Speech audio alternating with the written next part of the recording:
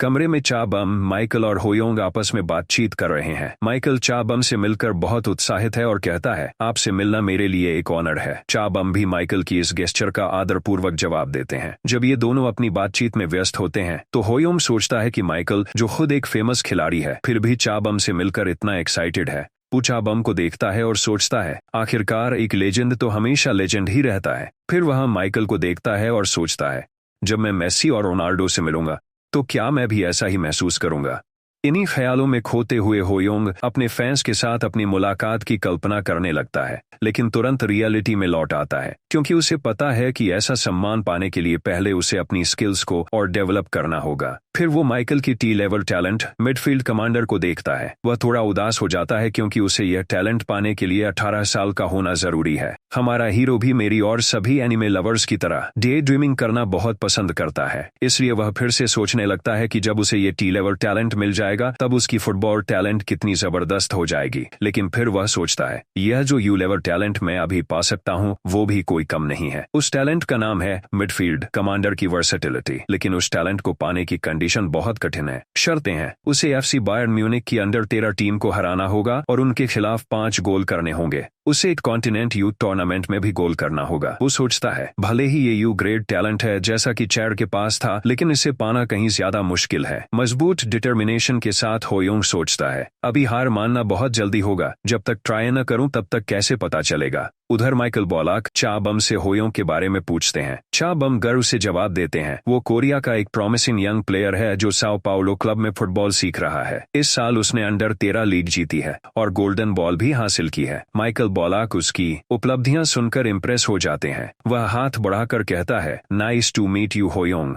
होयोंग इस मौके को तुरंत पकड़ लेता है और हाथ मिलाते हुए कहता है, मैं सच में आपसे मिलना चाहता था और पूछना चाहता था कि फुटबॉल में अच्छा कैसे बनूं। बॉलाक थोड़ी देर सोचते हैं, फिर स्मर्क और कॉन्फिडेंट टोन में कुछ जर्मन भाषा में कहते हैं। ये सुनकर चा बम जोर से हंसते हैं, जबकि होयोंग कंफ्यूज है क्योंकि उसे जर्मन नहीं आती। चा बम उसे बताते हैं, इसका मतलब है दुनिया में कुछ भी फ्री नहीं मिलता। इसके बाद हम देखते हैं कि बॉलाक सीधा होयोंग की आंखों में देख रहा है। 2 दिन बाद बायर्न म्यूनिख और ड्रीम ट्री के बीच दूसरा और आखिरी फ्रेंडली मैच शुरू होता है। मैच शुरू होते ही सिर्फ 2 मिनट में बायर्न म्यूनिख की तरफ से फिनचेन एक गोल कर देता है। होयोंग पर बहुत ज्यादा प्रेशर है। उसे बॉलाक की टैलेंट पाने के लिए इस टीम के खिलाफ 5 गोल करने हैं, लेकिन समस्या है बायर्न म्यूनिख की स्ट्रॉन्ग डिफेंस। उसे पता है कि वो नॉर्मल तरीके से इस डिफेंस को नहीं तोड़ सकता, क्योंकि इस टीम में थॉमस मुलर है। थॉमस मुलर एक एक्स्ट्राऑर्डिनरी खिलाड़ी है जिसने 2010 के साउथ अफ्रीका वर्ल्ड कप में गोल्डन बूट जीता था।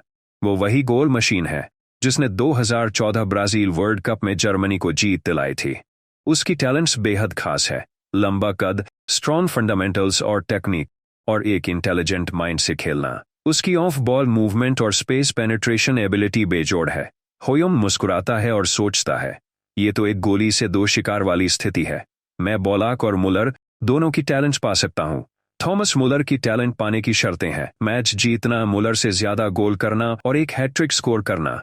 पूरा मैच होयोंग बार बार गोल करने की कोशिश करता है, लेकिन उसकी सभी कोशिशें बेकार जाती हैं। उसकी शूटिंग एक्यूरेसी घट जाती है और वो मौके चूकता चला जाता है। पूरे गेम में उसके मन में बस एक ही बात चल रही होती है, मुझे गोल करना है। लेकिन अब वह थक कर चूर हो चुका है, खुद पर शक कर रहा है, मैं फोकस क्यों नहीं कर पा रहा? क्या मैं मुलर के खेल से डिस्ट्रैक्ट हो रहा हूँ? दूसरी तरफ थॉमस मुलर पूरे मैदान पर डोमिनेट कर रहा है। वो 2 डिफेंडर्स के बीच से बॉल पास करके गोल भी कर देता है। मैच के अंत तक बायर्न म्यूनिख ड्रीम ट्री को 5-1 से बुरी तरह हरा देती है। यह होयोंग की एक करारी हार है। मैच के बाद होयोंग सदमे में आ जाता है। यह पहली बार था जब वह एक स्ट्राइकर मैच में इतनी बुरी तरह हार गया था। उसे समझ नहीं आ रहा था कि अब वह फिर से म्यूनिख के खिलाफ कब खेलेगा।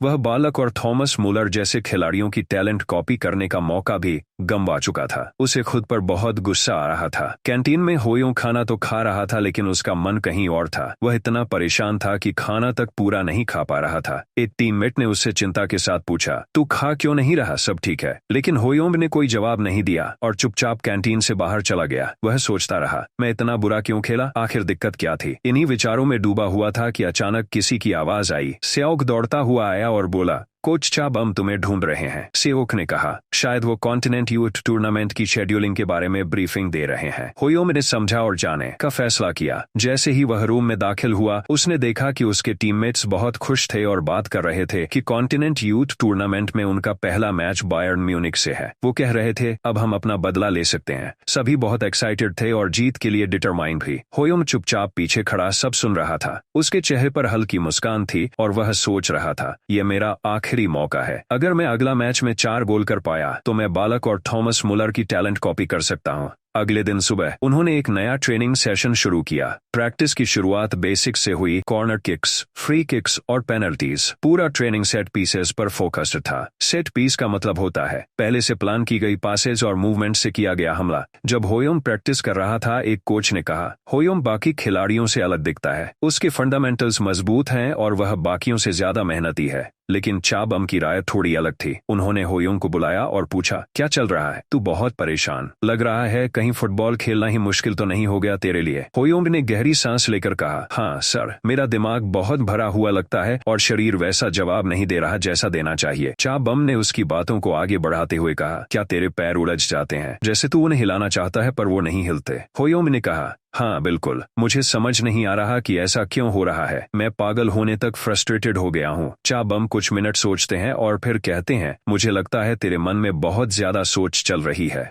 वो होयोम को बायर्न म्यूनिख और हैम्बर्ग एसवी के ऑनगोइंग मैच को दिखाने ले गए। दोनों स्टैंड से मैच देखने लगे। चा बम ने पूछा, इस मैच के बारे में तू क्या सोचता है? होयोम बोला, म्यूनिख वाकई में बहुत अच्छा खेल रहा है। इसमें कोई शक नहीं है कि वो बहुत ज्यादा पावरफुल लग रहे हैं। हैम्बर्ग के पास भी टैलेंटेड प्लेयर्स है, लेकिन वो म्यूनिख के सामने टिक नहीं पाए। म्यूनिख के पैशनेट होम फैंस भी उनकी मोरल बढ़ा रहे हैं। चा बम ने पूछा, तो हैम्बर्ग के बारे में क्या लगा? होयोम ने कहा, ऐसा लगा जैसे उन्हें खींचकर इधर उधर घुमाया जा रहा हो। वो अपना कोई भी प्रिपेयर्ड प्ले ठीक से एग्जीक्यूट नहीं कर पाए। चा बम ने कहा, मुझे भी यही लगा। जब तू फुटबॉल खेलता है तो तुझे अपने मन को क्लियर रखना चाहिए। अगर तू ज्यादा सोचकर एंजाइटी में आ जाएगा तो शरीर स्टिफ हो जाएगा और तू अच्छा परफॉर्म नहीं कर पाएगा। हमें सिर्फ कम्पीट ही नहीं करना पर फुटबॉल को हाईएस्ट लेवल में खेलना है। इन शब्दों को सुनकर होयोम को आखिरकार समझ आया कि उसकी असली प्रॉब्लम क्या थी। वह सोचता है, मैं मुलर को लेकर बहुत कॉन्शियस था। मुझे लगा कि मुझे उससे ज्यादा गोल्स करने ही होंगे और 5 गोल करने का प्रेशर मुझे सफोकेट कर रहा था। होयोम ने पूछा, तो अब मैं क्या करूं? चा बम बोले, क्या कर सकता है? फुटबॉल खेल। फुटबॉल ही एंजाइटी से लड़ाई है, इसलिए एंजाइटी को हराने वाला एकमात्र रास्ता है फुटबॉल खेलना। लेकिन सिर्फ इसलिए कि मैंने कहा कि मन क्लियर रख, इसका मतलब ये नहीं कि तू आराम से रह सकता है। तेरा दिल साफ होना चाहिए, दिमाग ठंडा और शरीर जोशीला। होयोम ने मुस्कुराते हुए कहा, और दिल गर्म होना चाहिए, है ना? इस पर चा बम जोर से हंस पड़े। होयोंग ने उन्हें दिल से धन्यवाद दिया। सर, आपने मेरा दिमाग क्लियर कर दिया। अगले हफ्ते कॉन्टिनेंट यूथ टूर्नामेंट का ओपनिंग मैच शुरू हुआ।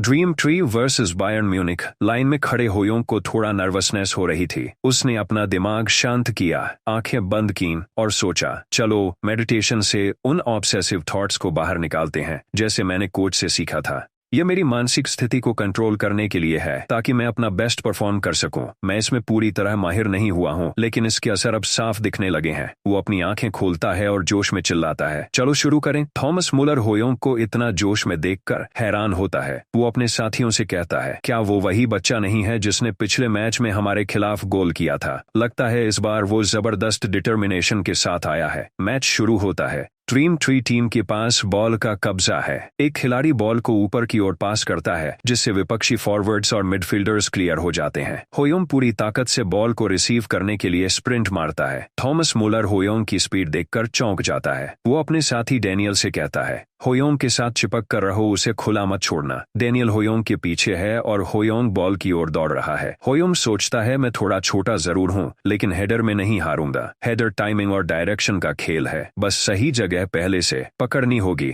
जैसे ही होयोंग ने हेडर लेने की सही जगह पकड़ ली, डेनियल उसे बॉडी टैकल करता है, लेकिन होयोंग के पास पहले से ही स्ट्रॉन्ग फिजिक टैलेंट है, जिसके चलते डेनियल उसे हिला भी नहीं पाता। होयोंग हवा में उछलता है, हेडर मारता है और बॉल को सियोक की ओर नेविगेट करता है। सियोक बॉल को विपक्षी टीम के डीप एंड में ले जाता है। उधर होयोंग अपने स्प्रिंट टैलेंट का इस्तेमाल करता है और डेनियल को पीछे धुएं में छोड़ देता है। डेनियल बस हैरानी में सोच रहा होता है, ये क्या हुआ, होयोंग इतना फास्ट कैसे हो गया। सियोक बॉल को वापस होयोंग को पास करता है। होयोंग बॉल को रिसीव करता है और एक जोरदार शॉट मारता है, गोल। विपक्षी खिलाड़ी पसीने में भीगे और हांफते हुए सोचते हैं, अभी तो मैच शुरू हुए 30 सेकंड भी नहीं हुए और होयोंग ने ओपनिंग गोल कर दिया। होयोंग सियोक के साथ गोल का जश्न मनाता है और कहता है, क्या पास था यार।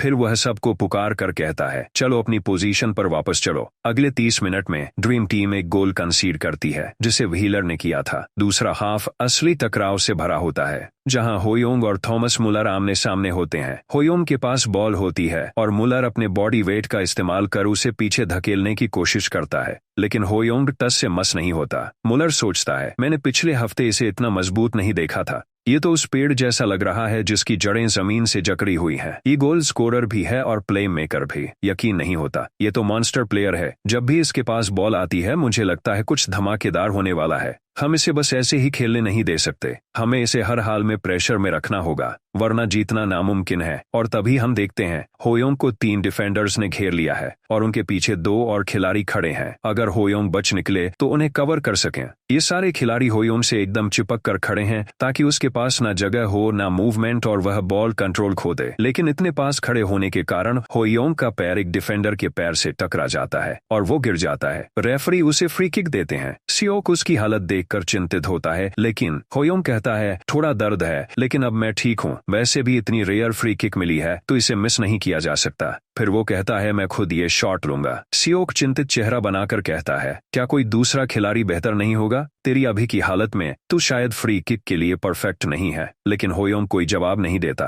वो चुपचाप बॉल के पीछे खड़ा हो जाता है। वो सोचता है, मैं गोल पोस्ट से 24 मीटर की दूरी पर हूँ। आमतौर पर यहाँ सेट प्ले यूज होता है, यानी पहले से प्लान की गई बॉल मूवमेंट से हमला। लेकिन इतने भीड़ भाड़ वाले इलाके में मेरे साथ ही बॉल को पकड़ नहीं पाएंगे, इसलिए मैं खुद ही शॉट मारूंगा। और ऊपर से वो गोलकीपर मिड रेंज शॉट्स के खिलाफ स्ट्रांग है, इसलिए वो लोग सोचेंगे कि मैं पास करूंगा और सेट प्ले करूंगा। लेकिन मैंने उस दिन सीखा जब मैं बुरी तरह हारा था, हमें विरोधियों की स्ट्रेंथ को ही एक टारगेट करना चाहिए। बायर्न म्यूनिख का गोलकीपर फर लिंडेमन भी सोच में डूबा है। वो सोचता है, होयोंग की स्ट्रेंथ गोल लाइन कंट्रोल है क्योंकि उसकी हाइट अच्छी है और एरियल बॉल हैंडलिंग भी बेहतरीन है। लेकिन उससे भी ज्यादा उसकी मिड रेंज शॉट खतरनाक है। उसकी शूटिंग में कोई खास बात नहीं है। उसकी बॉल की स्पीड जरूर तेज है लेकिन ट्राजेक्टरी सिंपल है। स्पीड डरावनी तो है लेकिन उसे ब्लॉक करा जा सकता है। वो शायद सेट प्ले करेगा। अब होयोंग बॉल के पास खड़ा है। वो बॉल से सिर्फ 3 स्टेप दूर है। गोलकीपर सोचता है, बॉल और उसके बीच की दूरी बहुत कम है, इसका मतलब वो शायद क्रॉस करेगा, यानी बॉल को मेरे राइट में मारेगा। और जैसे ही होयोंग बॉल हिट करता है, गोलकीपर राइट की तरफ झुकता है, लेकिन बॉल जबरदस्त स्पीड के साथ लेफ्ट में जाती है और गोल हो जाता है। गोलकीपर हैरान रह जाता है। वो इस मेंटल और स्ट्रेटेजिक बैटल को हार चुका था। असल में जो टेक्निक होयोंग ने यूज की थी उसे कहते हैं लेस ड्राइव। इसमें प्लेयर सिर्फ कुछ ही कदमों में लॉन्ग रेंज शॉट मार सकता है क्योंकि वो अपने पैर की ऊपरी उंगली से बॉल को हिट करता है। इस टेक्निक में एक्यूरेसी और पैर में चोट का रिस्क होता है, लेकिन होयोंग की स्ट्रांग बॉडी इसे संभाल लेती है।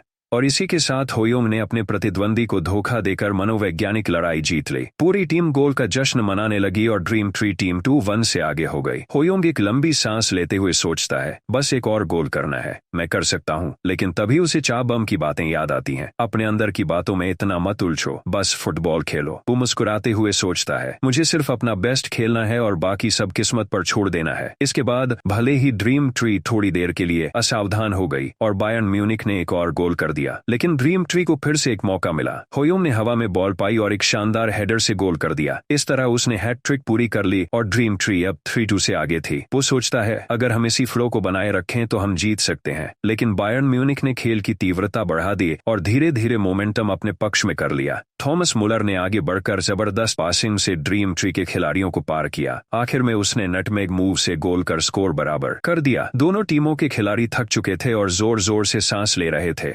होयोंग भी बहुत थका हुआ था, लेकिन सोचता है मुझे और दौड़ना होगा। वो गहरी सांस लेकर खुद को मोटिवेट करता है, बस थोड़ा और, बस थोड़ा और। अब मैच में 5 मिनट का एक्स्ट्रा टाइम दिया गया। वो अपनी टीम से कहता है डिफेंस पर ध्यान दो। चा बम सोचते हैं टीम की स्टेमिना अब आखिरी सीमा पर है, ऐसे में हमला करना पागलपन होगा। दूसरी ओर थॉमस मुलर को लगता है यही तो हम चाहते थे। बायर्न म्यूनिख ने टेम्पो और बढ़ा दिया और ड्रीम ट्री पर जोरदार अटैक करने लगे, लेकिन आखिरी पल तक ड्रीम ट्री ने बॉल को डिफेंड किया और फिर 5 मिनट का एक्स्ट्रा टाइम भी खत्म हो गया। अब विजेता का फैसला पेनल्टी शूटआउट से होगा। पेनल्टी किक्स शुरू हुई। म्यूनिख का पहला खिलाड़ी गोल करता है। ड्रीम ट्री से सियोग भी पहला गोल करता है। दूसरी, तीसरी और चौथी पेनल्टी पर भी दोनों टीमें बराबर रहीं, लेकिन म्यूनिख के 5वें किकर ने चूक कर दी। अब ड्रीम ट्री के पास जीतने का मौका था। ड्रीम ट्री का आखिरी पेनल्टी किकर होयोंग था। उसने आंखें बंद की, सिर्फ गोल करने पर ध्यान लगाया। कुछ कदम दौड़कर उसने बॉल को मारा और गोल कर दिया।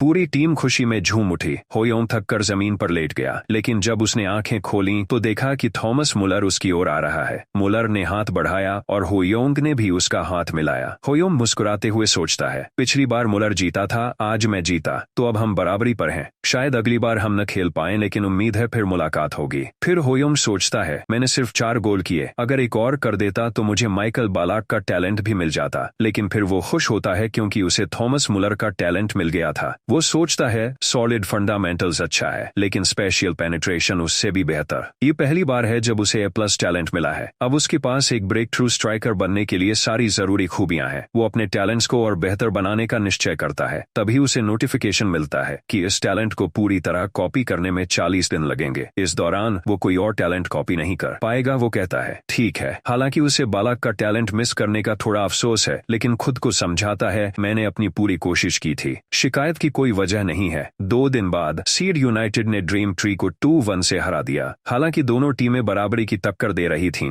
लेकिन ड्रीम ट्री की थकावट उनकी हार की वजह बनी। पिछले मैच में बायर्न म्यूनिख के खिलाफ उन्होंने अपनी सारी ऊर्जा खर्च कर दी थी। कोच चा बम उनके प्रदर्शन से संतुष्ट थे। उन्होंने कहा तुम सबने बहुत मेहनत की, सिर्फ म्यूनिख को हराना ही बहुत बड़ी उपलब्धि है। इस तरह उम्मीद से बेहतर परिणामों के साथ टीम ने प्रतियोगिता के बाकी 3 दिनों में आराम किया। वापसी से 1 दिन पहले होटल में चा बम ने होयोंग को बुलाया, क्योंकि वो चाहता था कि होयोंग किसी खास से मिले। वो खास इंसान कोई और नहीं बल्कि माइकल बालाक थे। बालाक ने कहा मैं तुमसे मिलने आया हूं क्योंकि तुम कल वापस जा रहे हो। चा बम ने कहा ये अपने वादे को निभाने आए हैं। अगर याद हो तो बालाक ने होयोंग से वादा किया था कि अगर वो बायर्न म्यूनिख के खिलाफ मैच जीतता है तो वो उसे बताएंगे कि फुटबॉल में अच्छा कैसे बनते हैं। ये दिखाता है कि बालाक कितने सिद्धांतवादी इंसान हैं। वो हमेशा अपना वादा निभाते हैं। बालाक ने कहा मैंने तुम्हारा मैच बड़े ध्यान से देखा। होयोंग चौंक कर थोड़ा शर्माते हुए बोला आप देख रहे थे? बालाक बोले बिल्कुल, अगर तुम मेहनत करो तो शायद एक दिन मेरे जैसे बन सकते हो। बालाक ने कहा तुमने मुझसे पूछा था कि फुटबॉल में अच्छा कैसे बनते हैं, है ना? होयोंग ने उत्साह में कहा हाँ। बालाक बोले जब मैं खेलता हूँ तो पूरे मैदान का नक्शा अपने दिमाग में खींच लेता हूँ, चाहे मैं मिडफील्डर की तरह खेल रहा हूँ या फॉरवर्ड बनकर डिफेंस को परेशान कर रहा हूँ। मुझे हर खिलाड़ी और टीम की हर हरकत को समझना होता है और सबसे जरूरी खेल के प्रवाह को समझना होता है। होयोंग की आंखों में चमक थी। उसने कहा आपकी बातों से मुझे बहुत कुछ सीखने को मिला। अब मैं और अच्छा खिलाड़ी बनने की पूरी कोशिश करूंगा। लेकिन तभी होयोंग की नजर कहीं और जाती है। होयोंग सिस्टम को देखता है और चौंक जाता है। सिस्टम कहता है जिस टैलेंट को हासिल करना चाहते हो उसे 33 दिन पहले से चुनो। ऐसा लगता है कि अब वो बालाक के किसी एक टैलेंट को चुन सकता है। होयोंग हैरान है क्योंकि उसे समझ नहीं आता कि सिस्टम उसे बालाक का टैलेंट क्यों दे रहा है। लेकिन फिर वो ध्यान से उन शर्तों के बारे में सोचता है जिन्हें पूरा करना जरूरी था उस टैलेंट को पाने के लिए। वो सोचता है क्या ऐसा हो सकता है कि पेनल्टी शूटआउट वाला गोल भी गिना गया हो। वो उत्साहित होकर सोचता है इसका मतलब है कि मैं यू लेवल यानी यूनिक लेवल टैलेंट हासिल कर सकता हूँ बालाक से। वो सोचता है मुझे ठीक से नहीं पता कि ये टैलेंट क्या है, लेकिन प्ले मेकिंग को वर्सेटिलिटी के जरिए मैक्सिमाइज करना सुनने में जबरदस्त लग रहा है। क्योंकि मैं सिर्फ एक ऐसा स्ट्राइकर नहीं बनना चाहता जो गोल करे, बल्कि एक ऐसा अटैकिंग प्लेयर बनना चाहता हूँ जो पूरे गेम को लीड करे। मैं इस मिडफील्ड कमांडर वर्सेटिलिटी टैलेंट का अच्छे से उपयोग करूंगा। वो बालाक को उसकी सलाह के लिए धन्यवाद कहता है। बालाक पूछते हैं क्या इससे मदद मिली? होयोंग जवाब देता है बिल्कुल मिली। इसके बाद भी बालाक ने होयोंग से वादा किया कि वह उसे प्रोफेशनल प्लेयर बनने की पूरी प्रक्रिया में मदद करेगा। उसने ये भी वादा किया कि वह उसे व्यक्तिगत रूप से ट्रेन करेगा और उन सभी बातों के बारे में बताएगा जो उसे सुधारने की जरूरत है। यह होयोंग के लिए जर्मनी की आखिरी रात का एकदम परफेक्ट पल था। कुछ महीनों बाद होयोंग वापस साओ पाउलो ब्राजील आ गया।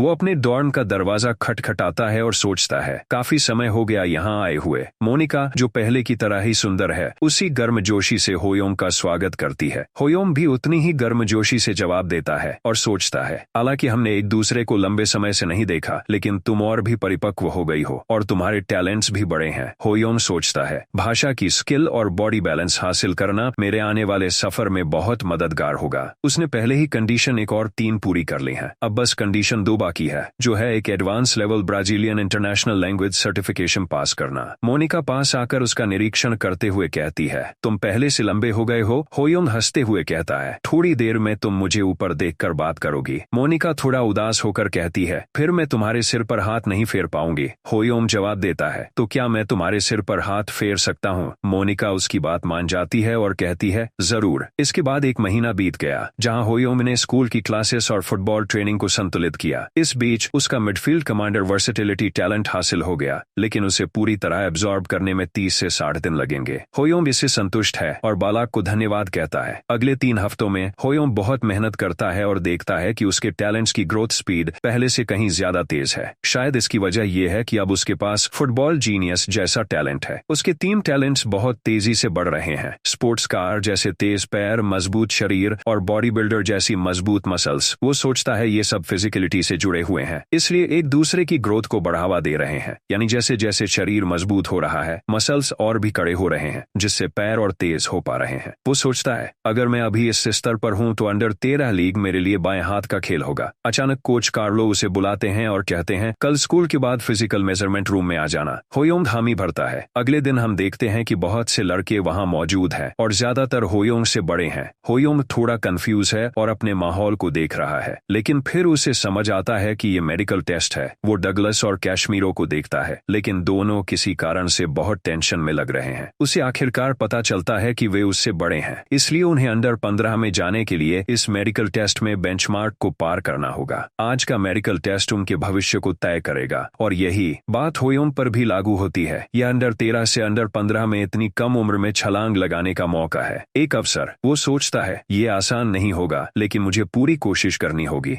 मेडिकल टेस्ट के दौरान वो सोचता है, ये टेस्ट अंडर 13 वाले टेस्ट से कहीं ज्यादा कॉम्प्लेक्स है। इसमें शामिल थे musculoskeletal system, cardiovascular endurance, blood test, isometric strength, दिल की कार्यक्षमता, बॉडी फैट एनालिसिस और 25 मीटर स्प्रिंट टेस्ट। अंडर 13 के बेसिक टेस्ट के अलावा इस बार और भी बहुत कुछ शामिल था। टेस्ट के बाद एक व्यक्ति कोच कार्लो के पास आता है और अविश्वसनीय रिजल्ट्स लेकर आता है। वह कहता है, 25 मीटर स्प्रिंट रिकॉर्ड देखिए। होयोंग ने 4 सेकंड की सीमा तोड़ दी और 3.97 सेकंड में दौड़ पूरी की। कोच कार्लो इस खबर को सुनकर चौंक जाते हैं। वह व्यक्ति कहता है, ये तो इतना तेज है कि ट्रैक एंड फील्ड में भी मुकाबला कर सकता है। यहाँ तक कि देश के प्रोडिजी खिलाड़ियों से तुलना करें तो भी वह टॉप पर होगा। वो उन एथलीट्स की बराबरी कर सकता है जो अपनी स्पीड के लिए जाने जाते हैं। यहाँ तक कि वह ज्यादातर एडल्ट एथलीट से भी तेज है। कोच कार्लो सोचते हैं, ये तो अविश्वसनीय रूप से तेज ग्रोथ है। वो पूछते हैं, तो अंडर 15 प्रमोशन के क्या परिणाम है? वो व्यक्ति जवाब देता है, बिल्कुल पास हुआ। उसने तो स्टैंडर्ड से बहुत आगे तक प्रदर्शन किया। उसे इस सीजन में लगभग 31 मैच खेलने मिल सकते हैं।